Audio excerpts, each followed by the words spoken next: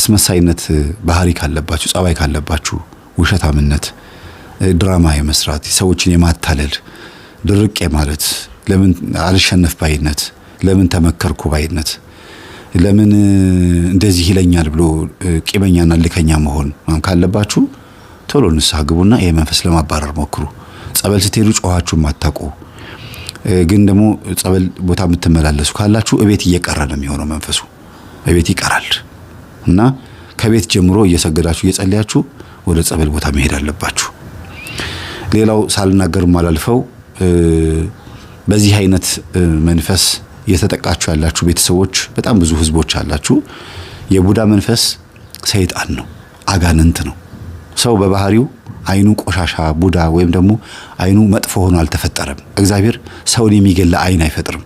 ሰውን የሚያድን አይን ሊፈጥር ይችላል፣ የሚገድል ግን አይፈጥርም። ቅዱሳን ይመልከቱን፣ መላእክት ይመልከቱን፣ ድንግል ማርያም ትየን፣ እንድናለን፣ እንፈወሳለን፣ ከላያችን ላይ መንፈስ ብን ብሎ ይጠፋል። የሚገድል አይን ግን እግዚአብሔር አልፈጠረም። የእግዚአብሔር አይኖች በቁጣ ከመጡ ግን ራሱ እግዚአብሔር በቃልና በአንደበት ላይ ሆኖ ይሁንብህ ካለ ይሁንብህ ነው።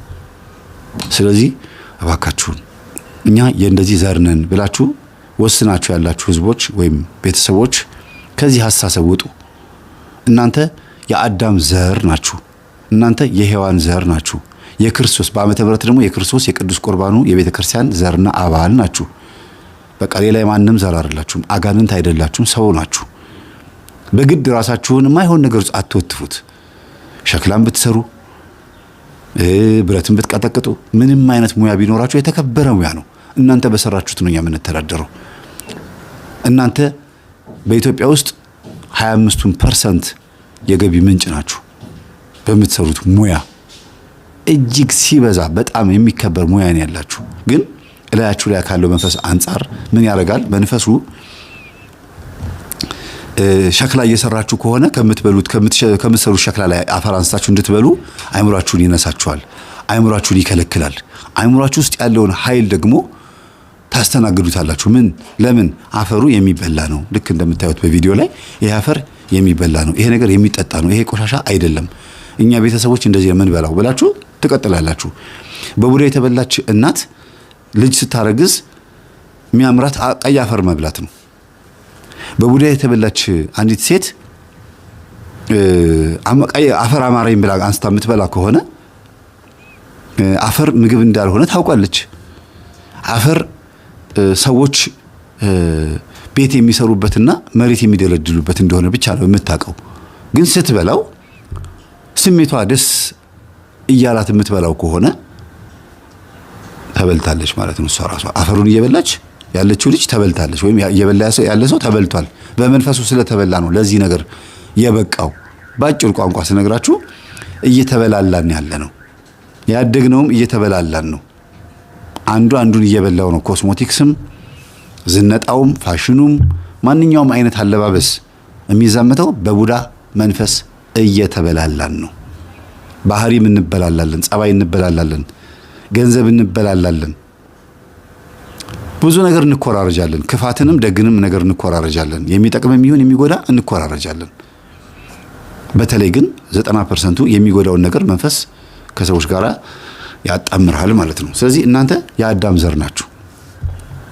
ነፃ ለመውጣት ሞክሩ። ነፃ የምትወጡት ደግሞ በመጾም በመጸለይ በመስገድና የቡዳ መንፈስ አለብኝ ልጠመቅ ብሎ ለማስወገድ በመትጋት ነው። የለብኝም አይባልም። እንኳን እኛ ቅዱሳን እንኳን የለብኝም አላሉ። ስለዚህ በትችሉ እናቴ እንደዚህ ነበረች፣ አባቴ እንደዚህ ነበረ ብላችሁ አስባችሁ ብቻ ፖዝ መሆን የለባችሁ፣ ወይም መቅረት የለባችሁ፣ ወይም ደግሞ ዝም ብላችሁ ባላችሁበት አትቆሙ። ያ ያስባችሁትን ሐሳብ አሳድጉት። በምን ታዲያ ምን ላድርግ? እንደዚህ ነን በቤተሰባችን። አዎ ምን ላድርግ ሲባል ወደሚሻለው ማድላት ነው። የሚሻለው ምንድነው? መዳን። በዛው መንጎድ አይደለም። ወይም ቢዝነስ ነው ብሎ በዛው ወደ ውጭ ለመሄድ ምናምን የሆነ ጊዜ ንስሐ ገባበታለሁ እንደዚህ ያደርጋል አይደለም። ቶሎ ብሎ ራስን ከመናፍስት ማጽዳት፣ ነፍስና ስጋ ማስታረቅ፣ ነፍስን ደግሞ ከመንፈሳዊ ማንነት ጋር ማስማማት ወሳኝ ነው ማለት ነው። አይናችን ላይ ሊኖር የሚገባው ይሄ የምታዩት በቃ የሚታዩት ተፈጥሮ ብቻ ነው። መንፈስ ሊያርፍበት አይገባም። ሲሆን የእግዚአብሔር መንፈስ እንዲያርፍብን፣ የመላእክት ኃይል እንዲያርፍብን እንጂ የርኩስ መንፈስ እንዲያርፍብን መፍቀድ የለብንም። ኩል አትጨምሩበት። ኩል ማለት የበለጠ መንፈሱን ዙፋን መስጠት ማለት ነው። አንድ ሰው መሬት ይቀመጥ ከነበረ ወንበር ላይ ተቀመጥ ሲባል ክብር እንደተሰጠ ሁሉ አጋንንት የተዋረደ ሆኑ ሳለ ኩል ስትቀቡ የበለጠ ዙፋን ላይ ያስቀመጣችሁት ማለት ነው።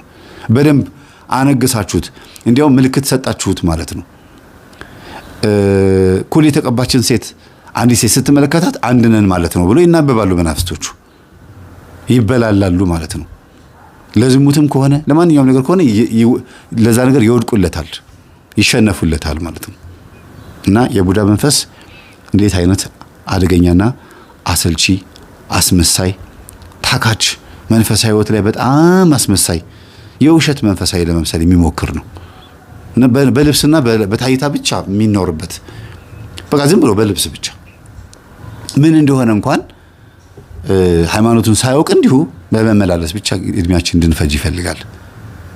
እና አቃቂር ማውጣት በተለይ ሰው ሲያስተምርም በቤተ ክርስቲያን መምህራን ሲያስተምሩም ቅዳሴ ላይም ሁሉ ነገር ወጪ ወራዱን በማየት አቃቂር ማውጣት፣ ያዩትን ነገር ጸጉር ስንጠቃ ወይም ደግሞ የሆነ ነገር ይሄ እኮ ለዚህ ፈልጎ እንዲህ አርጎት ይሄ እንደዚህ ያለ ሐሳብ ይሰጣል። ለምን የምታዩት ነገር ላይ ሐሳብ ሲሰጥ አይምሯችሁን ከቅዳሴው ከትምህርቱ እየሰረቀ ነው ማለት ነው። ገበሬው ዘርን ዘራ፣ አንደኛው በሾክ ውስጥ ወደቀ፣ አንደኛው በጭንጫ ላይ ወደቀ፣ አንደኛው በመንገድ ላይ ወደቀ። መንገድ ላይ የወደቀውን ወፎች መጥተው ለቀሙት ይላል። በአይምሯችን ውስጥ የተቀመጠው የእግዚአብሔር ቃል ቤተክርስቲያን ሄደን የተማርነው ከሆነ አጽንኦት ካልሰጠነው ያንን ነገር ካላሳደግነው ወፎች መጥተው ይለቅሙታል፣ ፍሬ እንዳናፈራ ማለት ነው። ስለዚህ የተማርነውን በተግባር እንድንፈጽም እግዚአብሔር ይርዳን።